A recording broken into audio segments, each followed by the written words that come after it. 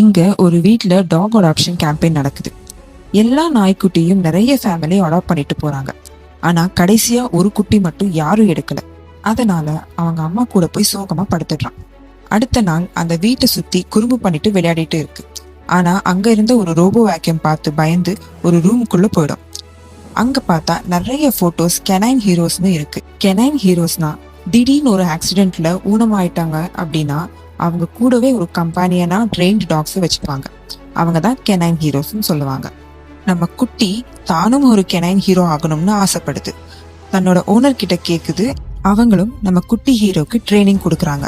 அப்படி ஒரு நாள் வாக்கிங் கூட்டிட்டு போயிட்டு இருக்கும்போது திடீர்னு எதிரில் ஒரு சின்ன பையன் சைக்கிள்ல ஓட்டிட்டு வரும்போது தெரியாதனமா நம்ம குட்டி ஹீரோவோட வாழை சைக்கிளை ஏத்திட்டு போயிடுறோம். அதனால பயந்து நம்ம ஹீரோ ரோட்ல ட்ரைனிங் எடுக்க மாட்டேன்னு அடம்பிடிப்பான். ஸோ அந்த ட்ரைனிங் சென்டருக்கு கொண்டு போய் விடுறாங்க.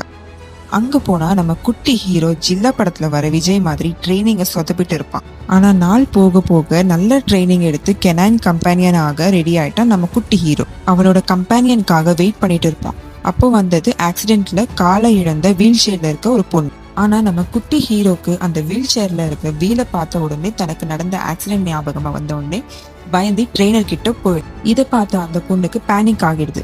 வீசிங் வர பஃப் எடுக்கிறான். பார்த்தா அந்த மெடிசின் எடுக்கும்போது கீழே விழுந்துடுது.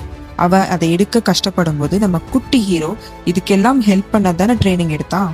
அதனால அவன் அதை சகித்து கொள்ள முடியாமல் அதோட பயத்தை விட்டு ஓடி போய் அவங்களுக்கு அந்த மருந்தை வீல் கிட்ட இருந்து எடுத்து கொடுப்பான். இப்படிதான் நம்ம குட்டி ஹீரோ தனக்கு நடந்த சின்ன வயசு டிராமால இருந்து வெளியே வருவான். அதனாலதான் அவனால அவனோட ட்ரீம் கெனைன் ஹீரோவா மாறினான். இதே மாதிரிதான் நம்ம லைஃப்ல பாஸ்ட்ல நடந்த ஒரு டிராமாவை நம்ம பயந்துட்டே இருந்து நம்ம கனவுகளை தொலைச்சிடுவோம். அந்த ட்ராமாவை நம்ம தைரியமா எதிர்த்து போராடினா நம்ம கனவை மட்டும் இல்லை நம்ம வாழ்க்கையே ஜெயிக்கலாம்.